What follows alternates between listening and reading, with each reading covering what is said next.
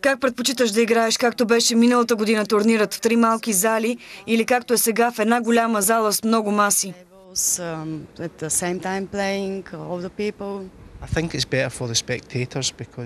Според мен това е по-добрият вариант за зрителите, защото могат да гледат повече мачове. Миналата година в 3 зали беше много пълно, което не беше хубаво. Тази година е по-добре за феновете.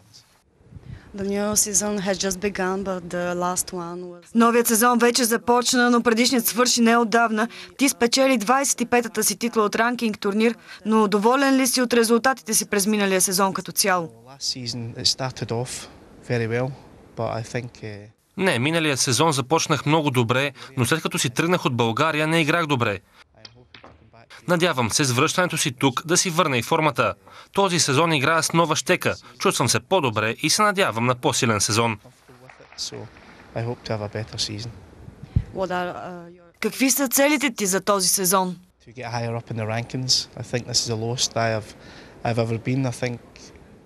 Да се изкача в ранглистата. Не ми харесва да съм 11-ти. Ще опитам да се върна и да се боря с топ играчите. Твоята кариера е дълга, много мачове, много тренировки. И много бели коси. Какво те мотивира най-много? Винаги е много приятно да ходя в нови страни, да играя пред нови привърженици. След мача хората идват за автограф. За съжаление не мога да дам на всичките, за да не преча на останалите срещи, които в момента се провеждат. Но за мен феновете са най-важните и това, че хората са тук да гледат най-добрите играчи, е много хубаво. Какво мислиш за идеята да бъде въведено време за удар в снукъра? За някои турнири е приложимо, за други не, като например за световното първенство. Но за някои по-малки турнири би било добре, както за играчите, така и за феновете.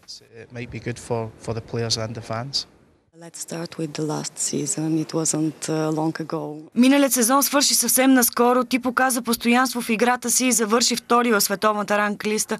Доволен ли си от резултатите си през миналия сезон?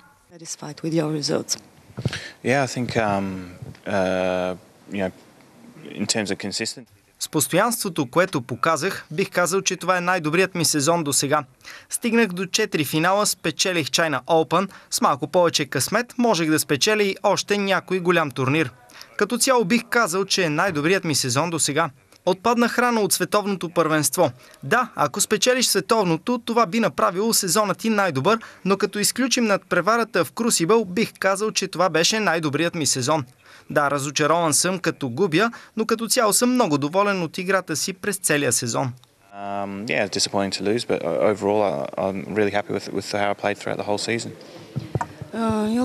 Загуби няколко мача, в които водеше убедително и ти трябваше съвсем малко, за да спечелиш. 1 или 2 фрейма. Колко важен е психологическият аспект? Много е важен. Водех с 8-6 на Джад Тръмп на финала на International Championship в Чендо, но с много добра игра той обърна матча и спечели. Матчът с Дин Джухуей на финала на PTC също. Направих разлика, но той игра отлично, не допусна грешки и спечели. И в двата матча бях много близо, не направих кой знае какви грешки, но загубих за малко. Затова, когато поведох в финала на China Open, за мен беше много важно да спечеля. Сигурна съм, че не е лесно да си професионален снукър състезател. Много турнири, много тренировки. Какво те мотивира най-много? Просто се наслаждавам на играта. Парите се увеличават, което оправдава до голяма степен лишенията от други неща. За мен е предизвикателство да играя във всичките турнири и да опитам да спечеля колкото се може повече от тях. С спечелването на China Open станах 6-ти за всички времена по победи в мейджор турнири. Просто се стремя да печеля колкото мога повече турнири и да се изкачвам по стълбицата. Беше тук и миналата година, когато турнирът се проведе на друго място. Тогава мачовете се играха в 3 по-малки зали. Сега е в една голяма с много маси, на които се играе по едно и също време. Кой вариант предпочиташ? Мисля, че всички играчи биха предпочели тазгодишния вариант. Така публиката може да гледа матчовете на всичките маси, а не да се мести по други зали. Повечето открити пространства създават по-приятна атмосфера и според мен през уикенда шоуто ще си заслужава. Състезателите повече харесват този вариант. Може би плюсът, когато играехме в хотела, бе, че след като ти свърши мача, може бързо да се преоблечеш и да си разпускаш в стаята. Може би има и други разлики, но според мен всички играчи ще се съгласят, че така е по-добре. So that's probably the only difference, but I think that all the players will agree that this is much better. Мисля, че за нашите зрители ще е интересно да разберат как започна да играеш снукър. Може би в началото си играл билярд? Yeah, I first started playing pool. My dad owned a... Да, първо започнах да играя билярд. Баща ми ме заведе в зала за снукър в Мелбърн. Започнах да играя, когато бях на 10-11 години, но не сериозно, просто през почивните дни. Захванах се по-сериозно на 12-13 годишна възраст и не мина много време, когато избрах снукъра пред билярда. Новият сезон вече започна, но ти не успя да се класираш за UC Classic. Това фатално ли е за теб или може би почивката не беше достатъчна? I practiced very hard for the Wuxi Classic. Не. Тренирах много за UC Classic, но през този сезон играя с нови щеки. Имах около 24 часа тренировка с новата щека преди квалификационния матч и ми беше изключително трудно. Тук играя с друга. Много тренирах, но щеката е много важна за един състезател. С предишната играх 15 години и беше станала като част от ръката ми. I had my old cue for 15 years and became like my arm, very, very important. И явно ще ми отнеме известно време, докато свикна с новата. And what about the last season? You showed a high level of consistency, but Миналия сезон ти беше доста постоянен в представянето си, но не успя да спечелиш турнир. Доволен ли си от предишния сезон? Well, I was very, very pleased. Много съм доволен как играх през целия сезон. Бях постоянен и като цяло се представих добре. Но ние играем снукър, за да печелим. Ние не играем, за да бъдем постоянни. Опитвам се да печеля всеки турнир, в който участвам. Ще продължавам да тренирам и да давам най-доброто от себе си, а победата чака зад ъгъла. Кое те мотивира да продължаваш да се състезаваш, да тренираш? Кое е основното нещо?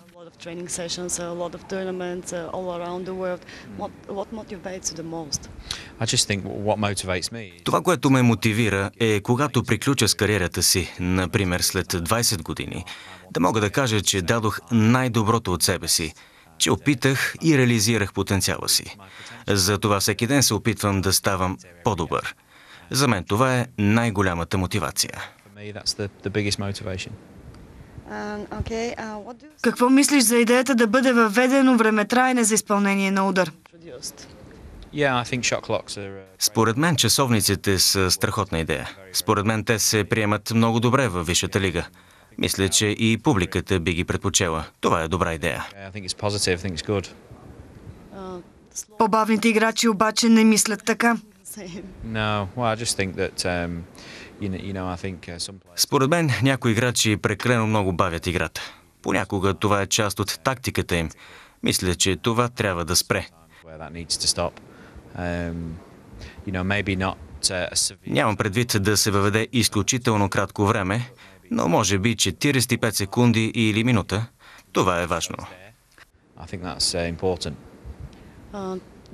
Миналата година на турнира в София мачовете се играха в 3 по-малки зали, сега е в една голяма с много маси, на които се играе по едно и също време. Кой вариант предпочиташ? Определено този. Тази година провеждането на турнира в една зала според мен е по-добре за зрителите, които могат да гледат повече мачове по едно и също време. Тази зала повече прилича на залите, в които играем по цял свят. За мен така е по-добре. Какво обичаш да правиш в свободното си време? Да се издържавам на дивана. Между мачовете в хотела обичам да играя на видеоигри и да говоря с сина си. Аз играя много голф. Обичам голфа и тениса. И ако ми се отдаде шанса и времето е хубаво, обикновено играя голф. Кой е любимият ти цвят? Зеленият. Синият. Аз съм привърженик на Манчестър Юнайтед, така че определено червеният. А любимата ти кола? Богати Вейрон, но не мисля, че мога да си я позволя. Favorite movie? Любим филм? О, това е трудно. Но може би Изкушението Шоушенк е най-добрият филм. Кръстникът. Your favorite Любим певец или група? Linkin Park. Paolo Nutini. Трудно ми е да кажа. Харесвам Coldplay. Прекрасна група. Миналата година ги гледах. Любима бира? Peroni. Не обичам бира. Пия водка. Всъщност аз не обичам бира. Предпочитам сайдер. And like Strongbow. Любим град с изключение на родното ти място? Sophia. Okay, thank you. New York. Какво щеше да работиш, ако не беше състезател по снукър? What do you think? Who knows? Кой знае? Може би щях да съм астронавт. Wow. Може би щях да се занимавам професионално с някакъв друг вид спорт. I don't know. Може би щях да съм голф състезател. Maybe.